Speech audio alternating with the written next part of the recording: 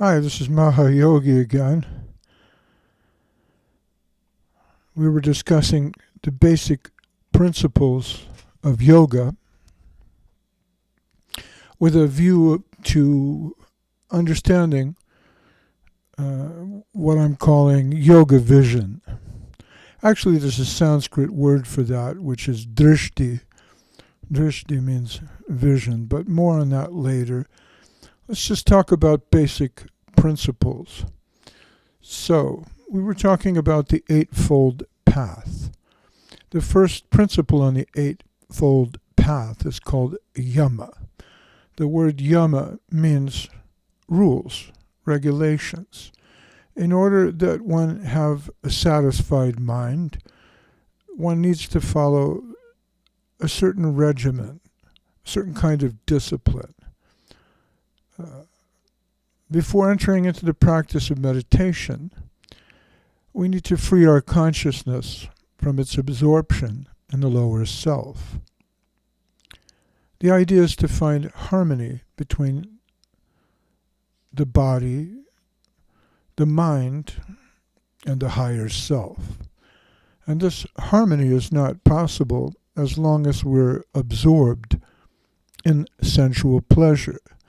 Now, this doesn't mean that we live a life of complete self-abnegation. Pleasure is a natural thing, it's part of life. But when we become obsessed with sensual pleasure, we tend to forget the self. And so the yoga practice involves freeing the mind from distractions. We're always distracted by sex, money, and power. Like there's a section in the brain for sex, a section for money, and they're always firing and saying, I need more sex, I need more money. Where is food? So, as long as we're absorbed in the senses and the sensual pleasures, the mind is not free to center itself on contemplation. So, freeing the mind is possible through a certain amount of self-regulation. Now, according to the law of karma, every action has an equal and opposite reaction, and that means the more that we involve ourselves in sensual pleasure, the more we expose ourselves to sensual pain. It's something like if you have a skin infection and you want to scratch and itch. It's not good for you to do that because by scratching the itch you make the infection worse. But when you scratch the itch, you get enormous pleasure. And you can continue scratching and scratching until you flay your skin off and it's pink. But the only result is more pain. So there's a direct relationship between pleasure and pain, just as there's a relationship between action and reaction in karma. So I'm not advocating that we run away from pleasure or that we run away from pain. But what I'm trying to point out here is that as long as the mind is exclusively involved in chasing after the pleasure of the senses, it will be also involved in experiencing pain. This was a subject that was really concentrated on by the Buddha, and we'll talk about the Eightfold Path of Buddhism and how it's connected to the Eightfold Path of Yoga later. But if you think about rules for life, or yama, which is what I'm talking about, the first principle to be followed in self-regulation, or yama, is really non-violence. Non-violence to yourself, but also non-violence towards others. Because when you're violent against others in thought, word, or deed, the reaction will come to you in the form of karma. So, in order to begin to discover the inner peace of yoga, we need to practice peace and nonviolence in our dealings with other people. And I can give you a very simple exercise, if you like. See if you can go through the rest of the day without getting angry with others. Just try it for 24 hours. It's nice if you keep a calendar, you can put a little green dot on today. If you make it through the day without getting angry with someone. And then try it again tomorrow. Put a little green dot on your calendar tomorrow if you can make it through tomorrow without getting angry. And tomorrow, and tomorrow, and tomorrow. And see how long you can go. When I say not getting angry, there's of course 3 levels of action. One is physical, one is verbal, and one is mental. So to be physically angry with someone is to be violent, and that's a very extreme level of anger. Verbal anger is much more common, and in the course of a day, it's very common for us to express anger on a verbal level with other people. But even a higher level of control is to become free from mental anger. And this requires a certain amount of mind control on your own part. But the best form of mind control here is compassion. If you can see how others are really suffering, then you won't provoke more suffering. You won't become angry with them because you understand how they're also suffering. So this principle of nonviolence is a very important first principle in the practice of yoga. And the principles of yoga we call niyama. The principle of nonviolence extends as well to our animal friends. And for this reason, those who seriously practice yoga avoid meat eating. Because just as much as a truth seeker wants peace with his fellow human beings, a yogi avoids cruelty to animals. So this is a very basic first principle, the idea of non-violence. And without following these basic principles, it's not really possible to still the mind. As long as you're expressing anger and cruelty to others, whether that be physically, verbally, or even mentally, it will be impossible to experience the inner serenity that comes with meditation upon the higher self. Then again, another of the distractions that prevent us from meditating or contemplating on the higher self is the sexual principle. Men are attracted to women, women are attracted to men, and this attraction is a wonderful thing. It's beautiful. And yet, look at any romantic comedy or romantic tragedy, Romeo and Juliet. The sexual principle, the attraction between men and women, can often lead us into romantic entanglements which deviate the mind from contemplation of the soul. And so for this reason, the practitioner of yoga must learn to control the erotic impulse. Because without controlling the erotic principle, the practice of yoga meditation will really be impossible. If you go to a yoga class and you're looking at the young ladies there in their tight outfits and thinking about their bodies, then you're not making progress in your yoga practice. So for this reason, adultery, illicit and immoral sexual acts are avoided by the yogis insofar as lust and desire corrupt spiritual life. So this again falls under the heading of yama, or regulative principles, in order to free oneself from hatred, anger, cruelty, sensual obsession.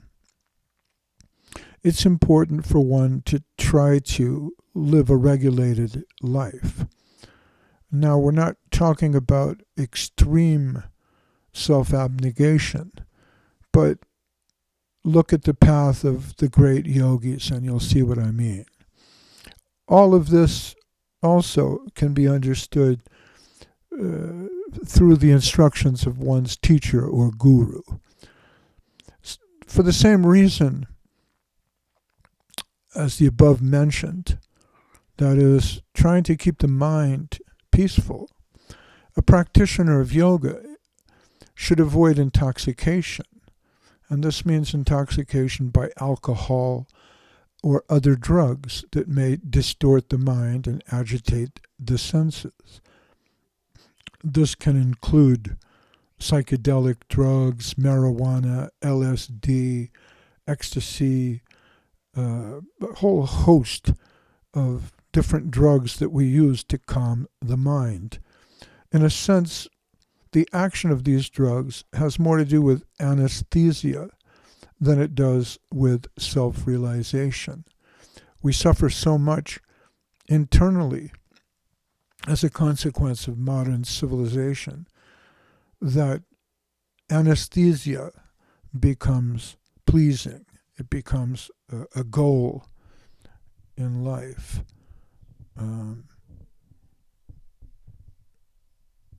Before the different sorts of maladies that came to us externally, even today, in the form of viruses and bacteria. But with the pressure of modern life, many illnesses come from our own self. Insofar as we're repressing our spiritual life, people suffer from mental problems, ADHD, attention deficit disorders, paranoia, schizophrenia, epilepsy, all different sorts of psychological and psychiatric disorders. I'm not a scientist in this, but insofar as trauma can produce psychological disorder, we experience a certain amount of trauma by being alienated and disconnected from our own spiritual self. And there's no need to aggravate the problem through intoxication and alcohol or other drugs that distort the mind and agitate the senses. So this is all part of yama, trying to lead a regulated life. Another aspect of discipline would be avoidance of greed. If you think of lust, anger, greed, pride, illusion, and envy as the source of many of our different problems, greed has an internal and external aspect. Internally, greed is never satisfied. No matter how much you have, you want more. So greed in business practices, speculation, dishonesty, destroy spiritual life, and these things are also harmful for others. So what I'm saying here is the avoidance of lust, the avoidance of greed, the avoidance of cruelty are very important principles. This is yama and also niyama. Niyama means avoidance. So yama means positive practices that we can accept, and niyama means negative practices we should give up. It's a little bit of the same thing. But if by yama we mean accept a vegetarian diet, by niyama we mean avoid cruelty to animals. If by yama we mean chastity, niyama would mean avoid promiscuity, like that. So yama and niyama, the do's and don'ts of yoga, they sort of amount to the same thing. They're different sides of the same coin. The idea is that a yogi should be pure in thought and deed. And we're not talking about religious purity here. This is not an ideology. We're not promoting a sectarian view. Purity in thought involves becoming aware of your own spiritual self and the spiritual self that's found in others, becoming aware of divinity within. One's ethical behavior, one's actions and deeds, then, should follow from the purity of thought. One who's in connection with the Atma will understand the difference between right and wrong and how to develop the proper rules of conduct. In this way, a yogi strives for purity of body and mind above and beyond the rules. We're not following rules simply because they're in a book. The idea is that for contemplation of the self, it's necessary to become centered on the self, to see things from a more spiritual point of view, which is my topic here. I'm talking about yoga vision. So the yogi strives for purity, and this implies a contemplative life of self-discipline, free from violence, anger, cruelty, hatred, lust, and greed. And this may be developed through self-analysis, a certain amount of self-abnegation in the sense of avoiding being too obsessed with the body and its demands, and developing the ability to focus on the higher self. And this will be facilitated through dedication to the teachings of one's spiritual master, one's guru, because sooner or later it's difficult to progress alone, and one will need to form a connection with a higher authority, one who's gone further down the path, as I explained in my last talk. And this will lead one higher. These ideas are called yama and niyama. So we'll come back to this later. I've spoken enough for today. Thanks for joining us. It's good to see you again. And stay tuned.